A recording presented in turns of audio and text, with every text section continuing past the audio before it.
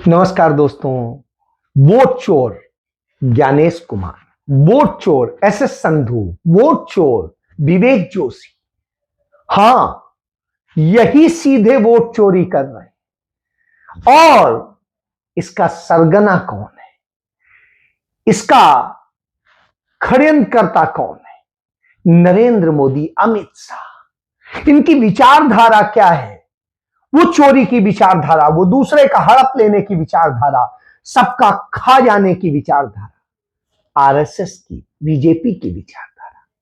जी हां, यही है। शायद इसीलिए राहुल गांधी ने जो खुलासा किया दिल्ली में कि हरियाणा का चुनाव कैसे चोरी किया गया है, और चोरी करने का जो उन्होंने मेथड बताया, जो कि भारतीय जनता पार्टी ने हरियाणा का चुनाव हड़प लेने के लिए इस्तेमाल किया, और उसके लिए चोरी किसने की? चुनाव आयोग ने। और ये जिस लेवल पे हो रहा है, सेंट्रलाइज तरीके से हो रहा है, ये बीजेपी और इलेक्शन कमिश्नर के कल्यूजन से हो रहा है।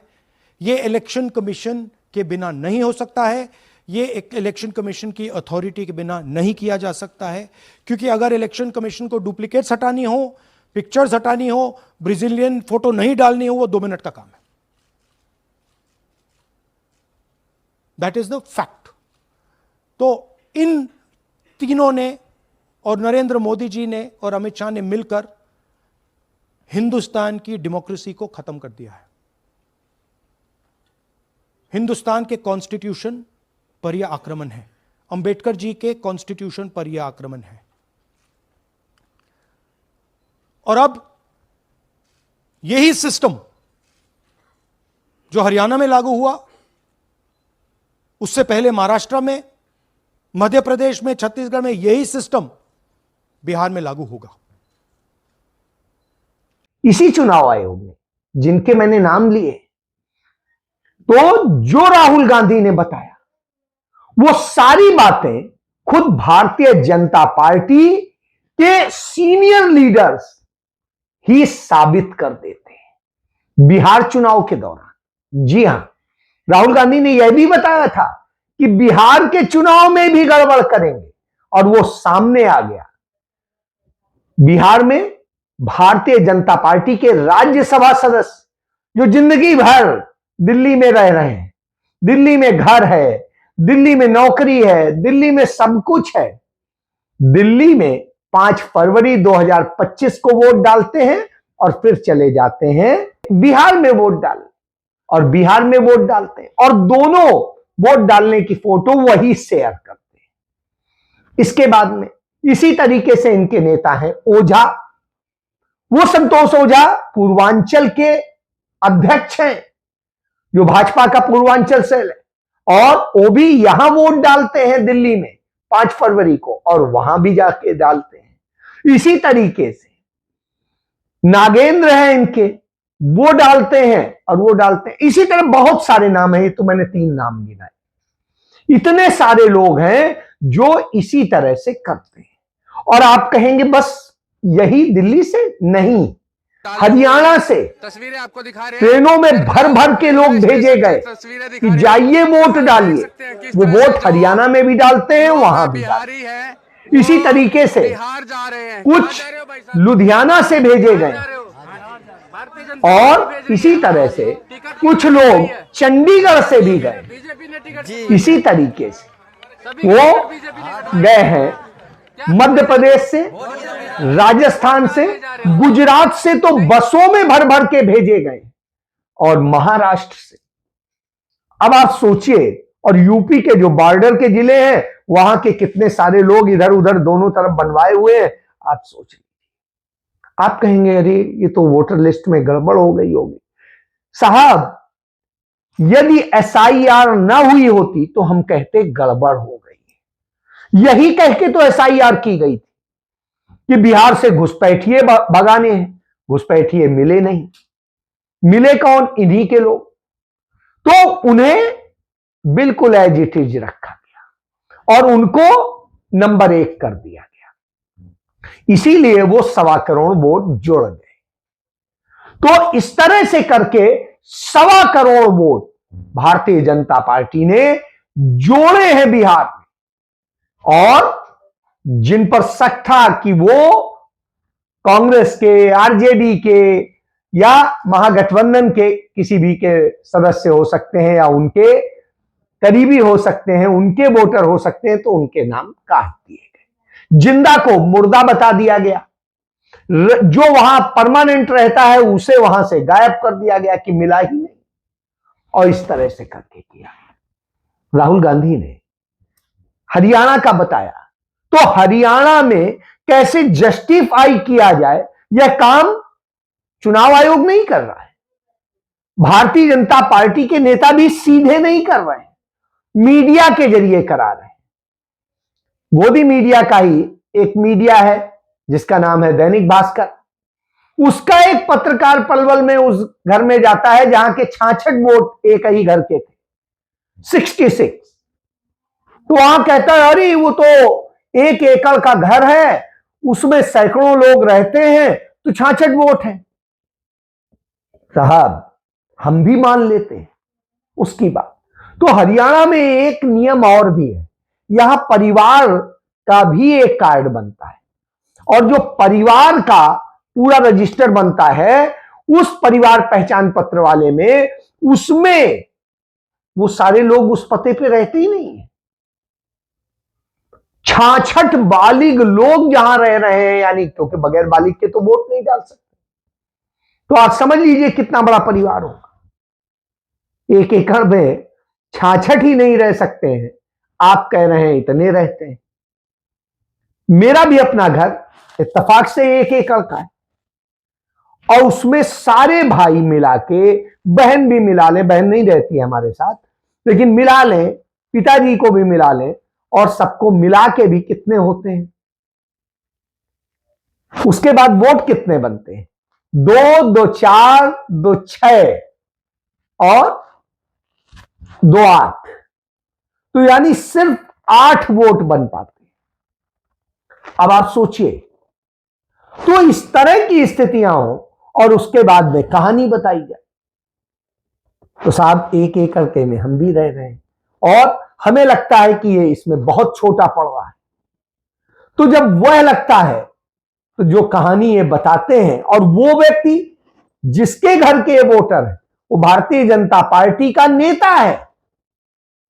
अब आप समझ लीजिए, भाजपा का नेता है और यह उसका सच, इसलिए प्लान किया गया। इसी तरह से उस मीडिया ने इसको नहीं हाईलाइट किया कि जिस एक मकान नंबर में 501 वोट होने की बात आई थी सामने, जो वो घर ही नहीं है, और जो घर ही नहीं है तो 501 वोट कैसे रजिस्टर है, यानी फर्जी नंबर पे भी रजिस्टर किए गए, इसको नहीं हाईलाइट करेंगे। और ये सब चुनाव आयोग की जो है वोटर लिस्ट में दर्ज है।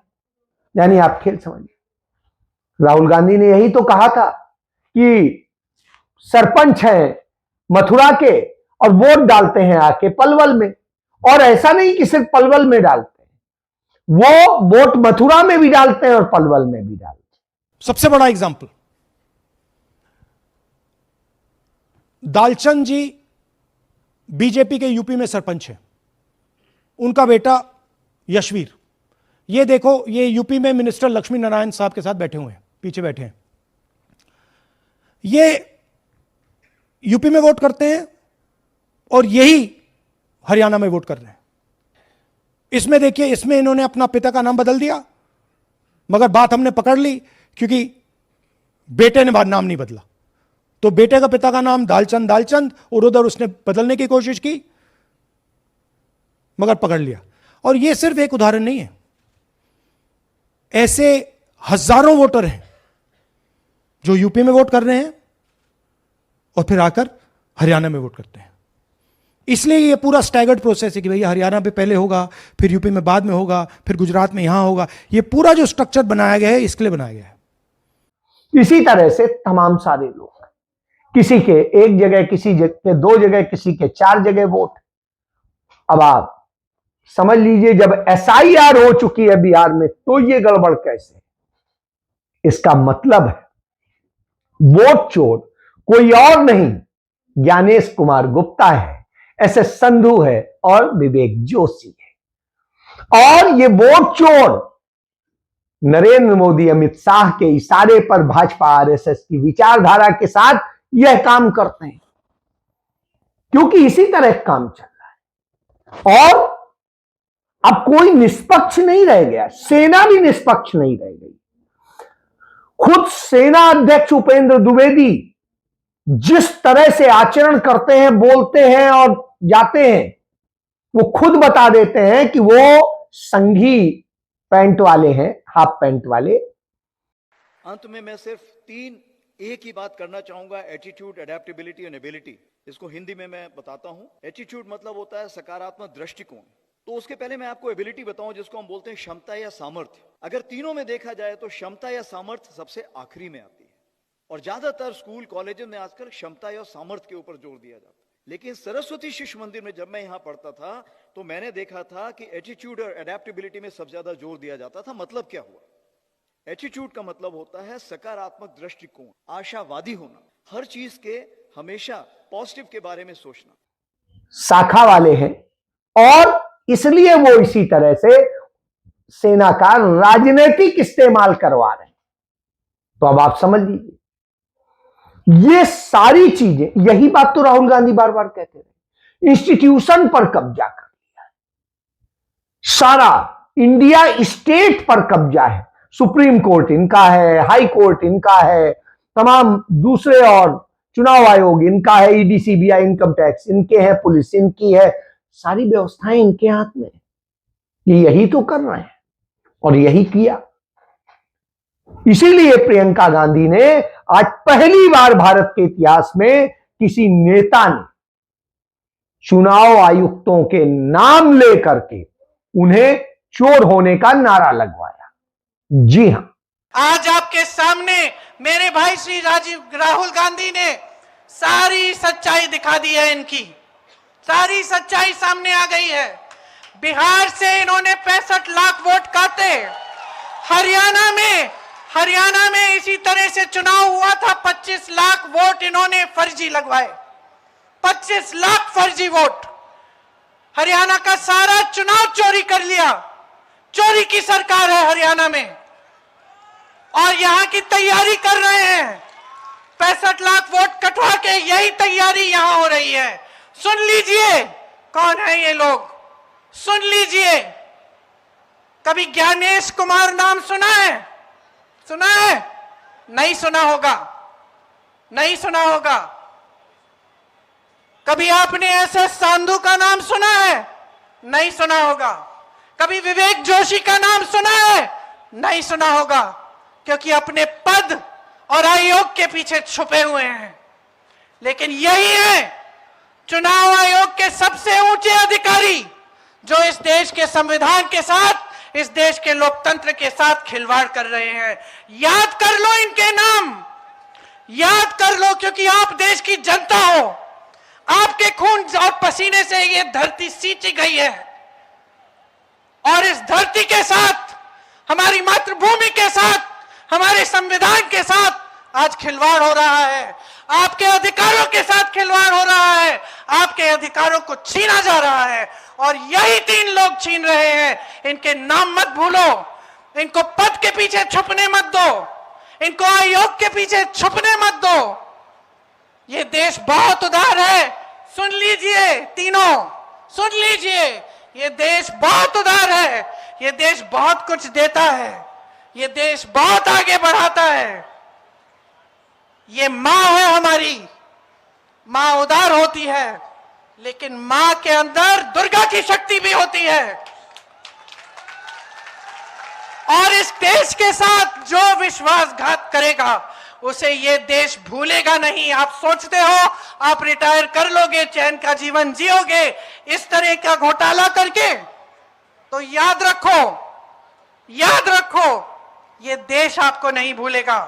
आज से हर सभा में मैं इनके नाम सुनाऊंगी और हर सभा में आपसे बुलवाऊंगी। बोलिए मेरे साथ, ज्ञानेश कुमार, बोलिए जोर से, ज्ञानेश कुमार, एस संधू, विवेक जोशी, और याद रखिए इनके नाम, और याद रखिए कि ये देश आपका है, ये बिहार आपका है। ये कोई आपके साथ आपसे छीनने की कोशिश करे तो खड़े हो जाइए, अपने अधिकारों के लिए लड़ाई लड़िए, जिस तरह से आपके पूर्वजों ने हमारी आजादी की लड़ाई लड़ी। आज यह भी नारा लगा, ये भारत के इतिहास में पहली बार हो रहा है। और यही नहीं, संस्थाओं की इज्जत इतनी गिर चुकी है कि वो कहीं अछूती नहीं है। सुप्रीम कोर्ट को आप देख लीजिए, आज सुप्रीम कोर्ट की कोई इज्जत नहीं रह गई है। क्यों? सुमोटो अजय शुक्ला के खिलाफ लेगा। जहां इतना बड़ा अन्याय हो रहा है, कॉन्स्टिट्यूशन लूटा जा रहा है और लोकतंत्र लूटा जा रहा है, उस पर कुछ नहीं, कोई संज्ञान नहीं। तमाम बड़ी बड़ी घटनाएं हो जाएंगी, कोई संज्ञान नहीं। वो तो सिर्फ जो है अपने लिए काम करेगा। जजेज अपने लालच में बैठे। और इसी तरीके से दूसरी और संस्थाएं, जब ये सब हो रहा हो तो लड़ाई तो निश्चित रूप से कठिन। तो जब बिहार में वोटिंग हो रही थी तो वोटिंग के दौरान यही पुलिस हो या फिर चुनाव आयोग, उसके अधिकारी कर्मचारी, वो भी उसी तरह से आचरण करते दिखे। कहीं पर 10 से अधिक जिले हैं जहां ईवीएम खराब कर दी गई, घंटों घंटों रुका रहा, जिससे वोटर भाग जाए, वापस चला जाए। तमाम सारे लोगों के पास सारे कागज मौजूद थे, बावजूद इसके उन्हें वोट नहीं देने दिया गया। और तमाम सारे ऐसे लोग थे जिन्हें मतदान केंद्र तक ही नहीं जाने दिया जा रहा था। कुछ के घरों में घुस के पुलिस ने मारपीट की, लाठीचार्ज किया, घर में कोई मतलब नहीं है। और दानापुर में तो यह तक हुआ कि वहां पर गंगा के जो किनारे दूसरी तरफ रहते हैं लोग, उनके लिए वहां पोलिंग बूथ नहीं बनाया गया, गंगा के दूसरी तरफ बनाया गया और वहां उन्हें जाने नहीं दिया जा रहा था। देखिए किस तरह से वोटरों को जो है दानापुर में रोका जा रहा है। लगातार वोट देने से पूरा छावनी में तब्दील कर दिया, सारी नाव बंद कर दी गई हैं। इधर पूरा देखिए, पूरा ये वोटर जिनका घर उस तरफ है नदी के, उनको वोट डालने नहीं जाया। ये नसीरगंज की बात, नसीरगंज घाट का ये मामला है। पूरा पुलिस किसी को भी नहीं जाने दे रहा है उस तरफ, किसी भी वोटर को। और ये सब वोट देने जा, ये देखिए क्या कह रहे हैं, राजद को वोट देने से रोका जा रहा है, को वोट देने से रोका जा रहा है, क्योंकि अपनी सरकार बनेगा। आरजेडी को वोट देने से रोका जा रहा है, आरजेडी को वोट देने से रोका जा रहा है। हैं किस तरह से, देखिए किस तरह से नाव बंद कर दी गई। अब आप सोचिए, जब इस तरह से हो रहा हो तो फिर जनता क्या करेगी? तो जनता भी जहां मौका मिल रहा था, भाजपा के ही लोगों पर हमलावर थी। भारतीय जनता पार्टी के उप मुख्यमंत्री हैं विजय कुमार सिन्हा, वो एक गांव में गए और वहां जिस तरह से उन्होंने पोलिंग बूथ पे करने की कोशिश की तो जनता ने उन्हें दौड़ा लिया। छाती तोड़ देंगे पकड़ के। गुंडा है तो खुल्लम खुल्ला ये लोग तमाशा कर रहा है। एक गुंडा को नहीं रहने देंगे बहन सबको। चलिए सरकार बनने दीजिए। कुछ कहेंगे जिस तरीके से विरोध अब सामने भी करने लगा है, ओদের लोग দেখা যাচ্ছে तो सरकार बनने दीजिए, फिर बताते हैं व्यवस्था। छाती तोड़ देंगे पकड़ के। मुर्दाबाद मुर्दाबाद विजय सिन्हा मुर्दाबाद,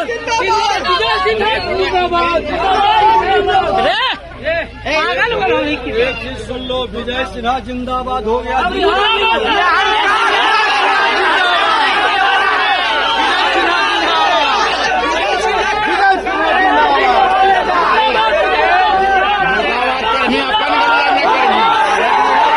और जनता ने उनके खिलाफ नारे लगाए। तब आप समझ लीजिए, इसी तरीके से भाजपा के एक और विधायक वो भी यही कर रहे थे, तो उनको भी जनता ने पोलिंग बूथ से दौड़ा लिया। इसी तरह चाहे सम्राट चौधरी हो, चाहे दूसरे और तमाम सारे नेता हो, आज यही हाल हो रहा है। जगह जगह यह हालत देखने को, नाराजगी भाजपा से थी और लोग बदलाव की तरफ बढ़ रहे थे। शायद यही वजह है कि बिहार के इतिहास में इतना ऐतिहासिक ढंग से वोटिंग हुई है, जो अपने आप में प्रभाव डालती है। लेकिन यह भी देखना होगा कहीं इसमें वो फर्जी वाले वोटर तो नहीं है जो नरेंद्र मोदी ने बसों से भेजे, ट्रेनों से भेजे, और जो तमाम दूसरे राज्यों में डालने के बाद यहां आए। यह भी एक विषय है। बहरहाल इसके बाद भी कम से कम लोकतंत्र जीवित है, जनता उस दिशा में सोच रही है, वो अपने हित समझ रही है, यह अच्छी बात। जी हां, जय।